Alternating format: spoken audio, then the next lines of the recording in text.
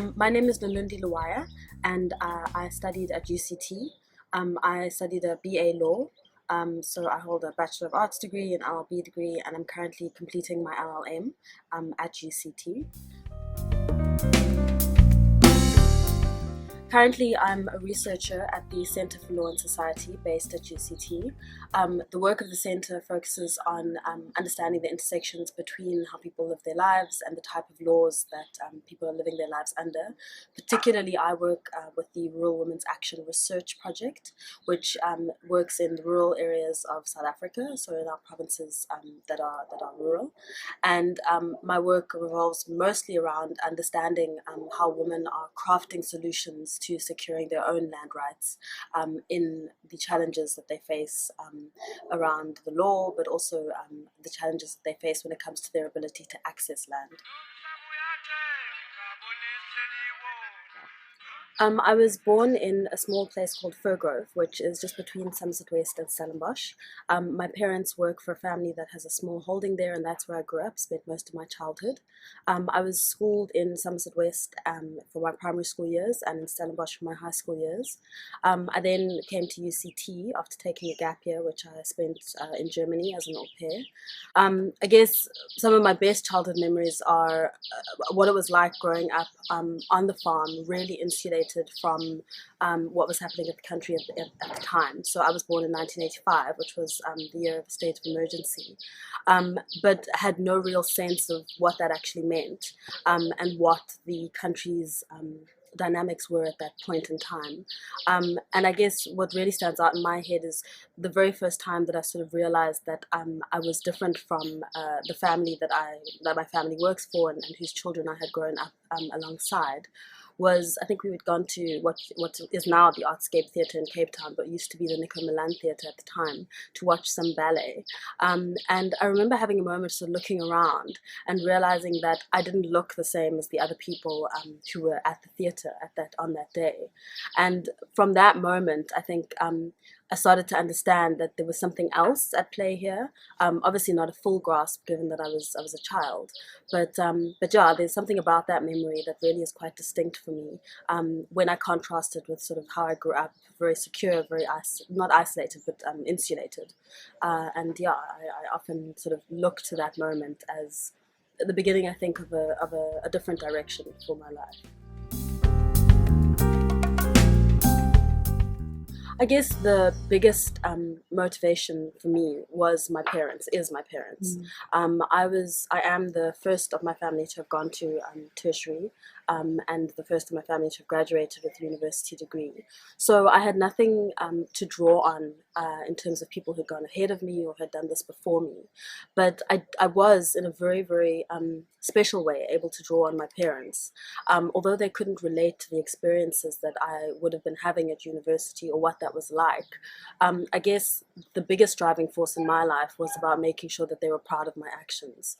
So their continuous emphasis on the importance of education and their genuine belief that there is only one way to improve oneself, and that is through education, and their commitment to ensuring that all of us were educated, even though they themselves only have the lower levels of primary school education. That was really the biggest thing that drove me.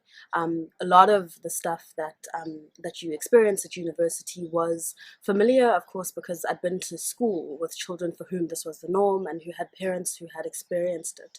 So I can't say that anything was completely foreign, but the experience in and of itself was foreign because I had nobody who I knew directly who had been through the university process. So it really actually at its heart was just about making my parents proud and also utilizing the privileges that I'd been given, which is both amazing because it can be very motivating, but also at times can be quite heavy. So it was I think only after my first graduation that I started to grapple with the weight of what it can sometimes feel like when you're trying to make sure that your actions constantly show that you're thankful for the opportunities that you have in life. But yeah, my parents continue to be a really great motivation for me. So my support system during my education is actually tricky to explain in the sense that it's not really conventional, given that the person, or sort of the spirit of the person who I drew on, they're actually no longer alive. The family that my parents work for, the grandfather of that family, was the person who, before he passed away, made the family commit to ensuring that I was given the opportunity to be educated. And so, in a strange way, and I get quite emotional about it, it's his spirit. Yeah.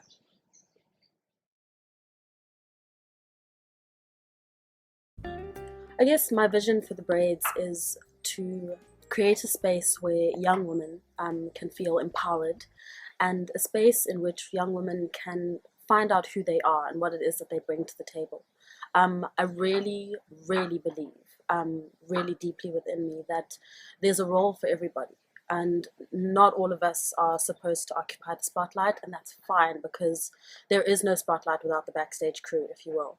And what I really believe that the Braids can be is a space for both the spotlight occupiers and the backstage crew.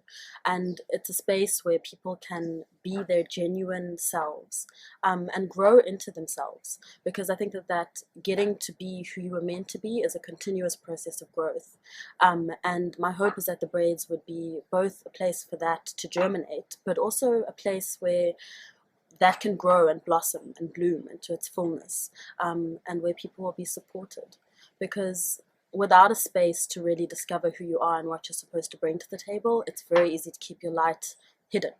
And the world loses out, whether or not you're on the spotlight or the backstage crew, the world loses out.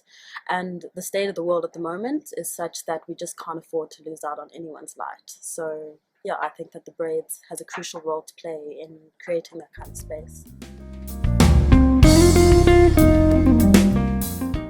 I guess my sort of closing words would be to encourage people to be kind. To be kind and to be good in all things that you do.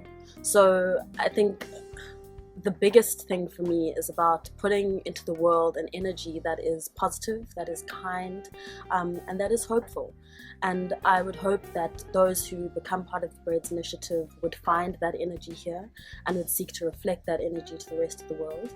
And I think that anybody who has any kind of aspirations about putting their shoulder to the wheel and working to make things better, whether it's in the country or in other countries, should really just seek to move from a place of kindness and a place of goodness, and to laugh, lots and lots and lots of laughter.